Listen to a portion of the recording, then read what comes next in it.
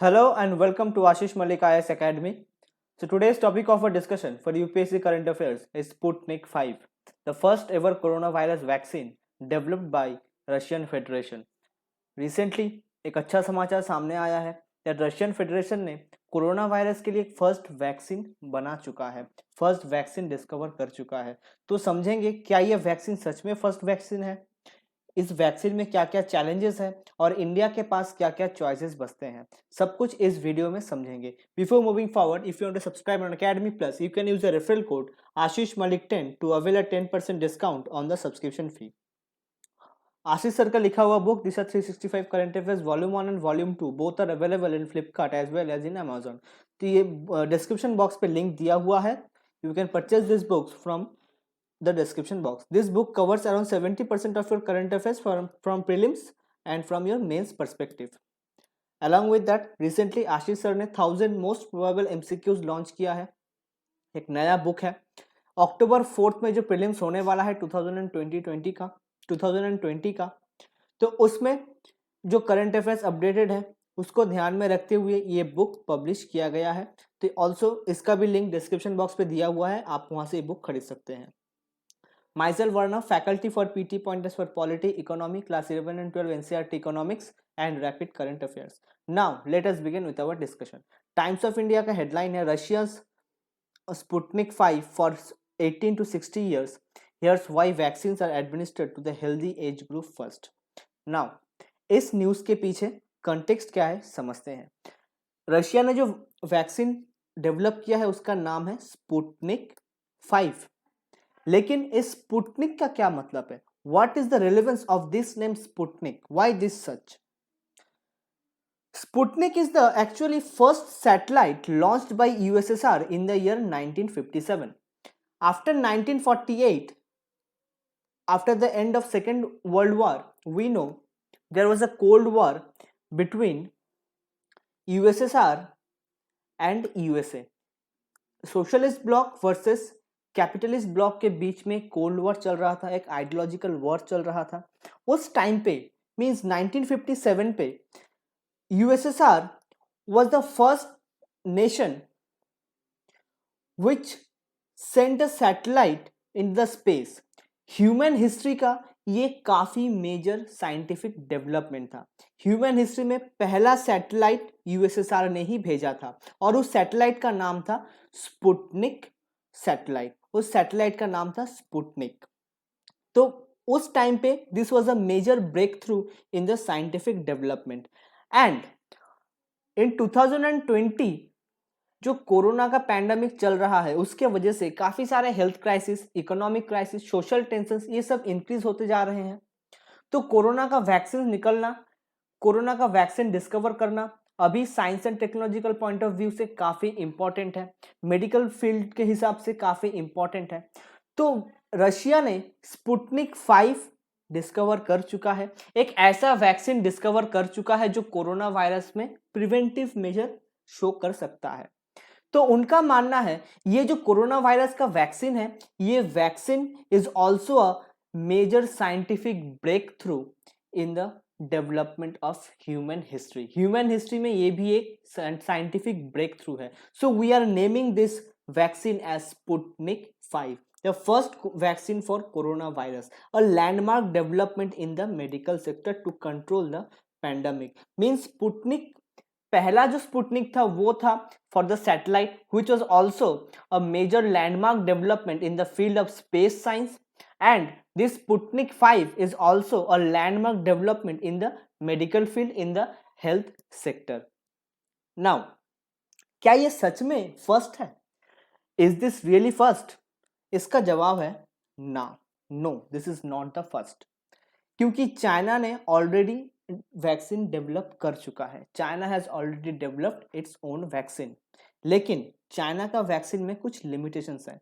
China का मानना है this is only for military purpose. मतलब देखिए, जो मिलिट्री में जॉब करते हैं, जो मिलिट्री में एंगेज्ड हैं, जिनका बैकग्राउंड मिलिट्री बैकग्राउंड है, डिफेंस बैकग्राउंड है, आर्मी, एयरफोर्स, नेवी, ये सारे बैकग्राउंड से जो आते हैं, उनका फिजिक्स काफ़ी अच्छा होता है, उनका हेल्थ काफ़ी अच्छा होता है, उनका फिजिकल फिटनेस काफ़ी अच्छा होता है। तो चाइना का कहना है जो वैक्सीन हम लोगों ने डेवलप किया है, उस वैक्सीन को एब्जॉर्ब करने के लिए प्रॉपर फिटनेस चाहिए होगा। वो फिटनेस जो मिलिट्री मैन में, एक मिलिट्री बैकग्राउंड से व्यक्ति में होता है, एक मिलिट्री मैन में जो फिटनेस ज़रूरी है, वो फिटनेस जब तक नहीं आएगा तब तक ये वैक्सीन बॉडी में एब्जॉर्ब करना मुश्किल हो सकता है। लेकिन एक नॉर्मल सिविलियन, हम और आप जैसे लोग जो डिफेंस बैकग्राउंड से नहीं है, उनके लिए इतना फिजिकल फिटनेस मेंटेन करना काफ़ी मुश्किल हो सकता है। तो ऐसा हो सकता है कि ये जो वैक्सीन है ये हम पे अच्छा असर ना करे, इसका कोई नेगेटिव इम्पैक्ट हमारे बॉडी में हो सकता है। तो चाइना ने इस वैक्सीन को सिविलियन पर्पस के लिए डेवलप नहीं किया है। China has only developed for the military purpose. जिनका हेल्थ, जिनका फिजिक्स, जिनका फिजिकल फिटनेस काफी अच्छा है, उनके लिए ये वैक्सीन बनाया गया है, not for the civilian purpose. So from here we can say Russia ने जो वैक्सीन बनाया है, this vaccine does not have any kind of such limitations कि ऐसा फिजिकल फिटनेस होना चाहिए, ऐसा हेल्थ होना चाहिए, तब जाकर ये वैक्सीन काम कर सकता है। ऐसा कुछ रशिया का वैक्सीन में नहीं है, स्पुतनिक 5 के वैक्सीन में नहीं है। Means this is a civilian purpose vaccine. इसे हम सिविलियन पर्पस में भी यूज कर सकते हैं। हम और आप जैसे आम लोग जो जिनका बैकग्राउंड डिफेंस बैकग्राउंड से नहीं है, जिनका बैकग्राउंड डिफेंस से नहीं है, उनके लिए भी ये वैक्सीन काफी हेल्पफुल हो सकता है, ये रशिया का मानना है। So this is first vaccine for the civilian purpose. Now let us understand more about this Sputnik 5. It contains dead corona virus. इस स्पुतनिक 5 वैक्सीन में डेड कोरोना वायरस डाल दिया गया है। Small amount of dead corona virus will be injected in the human body. Human body में से inject कर दिया जाएगा, लेकिन जब ये इंजेक्ट हो जाएगा, because it is dead, it will not multiply in the human body. ये डेड वायरस है, तो ह्यूमन बॉडी में एंटर करने के बाद ये वायरस रिप्रोड्यूस नहीं करेगा, ये वायरस मल्टीप्लाई नहीं होगा। मतलब छोटा सा अमाउंट ऑफ वायरस है, छोटा अमाउंट ऑफ वायरस बॉडी में चला गया है, नाउ वो वायरस और फर्दर मल्टीप्लाई नहीं करेगा, लेकिन इम्यून सिस्टम देखेगा कि एक छोटा सा वायरस जिसका स्ट्रक्चर ऐसा है, जो इस तरह से बॉडी में फैलता है, जो इस तरह से स्प्रेड करता है बॉडी में, वो छोटा अमाउंट ऑफ वायरस बॉडी में आ चुका है, तो इम्यून सिस्टम अपने आप को तैयार कर लेगा। अगर इनकेस इन फ्यूचर अगर लार्ज अमाउंट ऑफ वो वायरस बॉडी में आएगा, तो उस लार्ज अमाउंट ऑफ वायरस से कैसे फाइट किया जा सकता है, कैसे लड़ा जा सकता है, वो इम्यून सिस्टम खुद ब खुद अपने आप में डेवलप कर लेगा। Means this is a preventive measure. ये एक प्रिवेंटिव मेजर है। हर एक व्यक्ति में ये वैक्सीन इंड्यूस कर दिया जाएगा, इंजेक्ट कर दिया जाएगा, ताकि बॉडी का इम्यून सिस्टम इस वैक्सीन से अलाइंड हो जाए, इस वैक्सीन के बारे में अलर्ट हो जाए। जब वो लार्ज अमाउंट ऑफ वायरस जब बॉडी में अटैक करेंगे, तब उस वायरस से ये इम्यून सिस्टम लड़ पाए। इसके वजह से ये प्रिवेंटिव मेजर है। लेकिन स्पुतनिक 5 वैक्सीन का निकनेम है, इसका एक गुड नेम भी है, मींस इसका एक मेडिकल नेम भी है। क्या नाम है?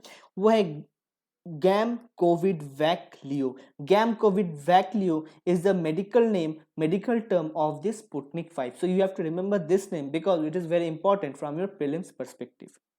But still there is a question. Still यहाँ पे क्वेश्चन रह जाता है। कैसा क्वेश्चन रह जाता है? रशिया का क्लेम है ये जो वायरस है, ये जो वैक्सीन है, वायरस के लिए जो वैक्सीन हमने डेवलप किया है, this is purely safe, this is purely usable for the civilian. लेकिन एक्चुअल में एक वैक्सीन जब डेवलप होता है, उसके लिए 3 फेजेस में टेस्ट कंडक्ट करवाए जाते हैं। अगर इंडिया कोई वैक्सीन प्रोड्यूस कर रहा है, कोई वैक्सीन डेवलप कर रहा है, तो उस वैक्सीन को first phase, second phase and third phase, तीनों फेजेस में इंडिया में पहले टेस्ट होगा। तीनों फेजेस का जो टेस्ट है उसको पास करना पड़ेगा, फिर जाके वो वैक्सीन को अप्रूवल दिया जाएगा। लेकिन ये स्पुतनिक 5 अभी भी फेज 3 को कंप्लीट नहीं किया है। इससे पहले ही रशिया का स्टेटमेंट आ चुका है कि this vaccine is a useful vaccine. Along with that, अगर रशिया ने आज वैक्सीन बनाया है, तो एक ना एक दिन Russia, India, USA, China, Japan, सबको ये वैक्सीन डिस्ट्रीब्यूट करेगा, मींस वर्ल्ड वाइड इसका डिस्ट्रीब्यूशन होगा। तो वर्ल्ड वाइड डिस्ट्रीब्यूशन के लिए इंटरनेशनल ऑर्गेनाइजेशन से परमिट मिलना भी जरूरी है। इंटरनेशनल ऑर्गेनाइजेशन इसे पास करेंगे, फिर इसे वर्ल्ड वाइड यूज किया जा सकता है। मींस WHO इसको देखेगा कि ये सच में एक्चुअल में ये सही वैक्सीन सही है या नहीं, सच में यूजफुल है या नहीं, फिर जाकर ये वर्ल्ड वाइड डिस्ट्रीब्यूट हो सकता है। उससे पहले वर्ल्ड वाइड डिस्ट्रीब्यूशन पॉसिबल नहीं है। So this is a statement, this is a mere statement from the Russian government कि this vaccine is very important. अब देखते हैं कि ये वैक्सीन कितना काम करता है, ये फेज 3 सच में क्लियर कर पाता है या नहीं, उसके बाद इंटरनेशनल ऑर्गेनाइजेशन से इसको अप्रूवल मिलता है या नहीं, ये देखने की बात है। अब इंडिया के पास 2 चॉइसेस बच जाते हैं। कैसा कैसा चॉइसेस? ऑक्सफोर्ड ने रिसेंटली वैक्सीन डेवलप किया है जो फेज 3 के स्टेज पे है, मींस जो फेज 3 का टेस्ट लेने को तैयार है, जो फेज 3 का टेस्ट देने को तैयार है। तो अगर ये ऑक्सफोर्ड वैक्सीन फेज 3 का टेस्ट पास कर जाता है तो ये ऑक्सफोर्ड वैक्सीन भी वर्ल्ड वाइड अवेलेबल हो जाएगा। सेम सिचुएशन स्पुतनिक 5 के लिए भी है। स्पुतनिक 5 भी फेज 3 पे अटका हुआ है, अब तक पास प्रॉपरली नहीं हुआ है। तो इंडिया क्या करेगा? क्या ये स्पुतनिक 5 ले लेगा या फिर ऑक्सफोर्ड वैक्सीन जो फेज 3 के स्टेज पे है उसके लिए इंतजार करेगा? तो इंडिया के पास ये 2 सवाल बच जाते हैं। तो इसको डिसाइड करने के लिए एक कमेटी तैयार किया गया है which will be headed by a NITI Aayog member mister VK Paul. Mister VK Paul एक नीति आयोग के मेंबर है, वो इस कमेटी को हेड करेंगे। That will decide what to be distributed in India. India में क्या डिस्ट्रीब्यूट होगा, किस हिसाब से डिस्ट्रीब्यूट होगा, वो सब कुछ ये कमेटी डिसाइड करेगा। सो VK Paul is a member of the NITI Aayog who will head this committee. So you have to remember this from your prelims perspective also. So this is all about the Sputnik 5 vaccine कि Russia ने ये claims दिया है और India के पास ऐसे ऐसे choices बचते हैं। तो I hope you like the lecture. Don't forget to subscribe the channel, like the video and share the video. Thank you, जय Hind and always happy independence day.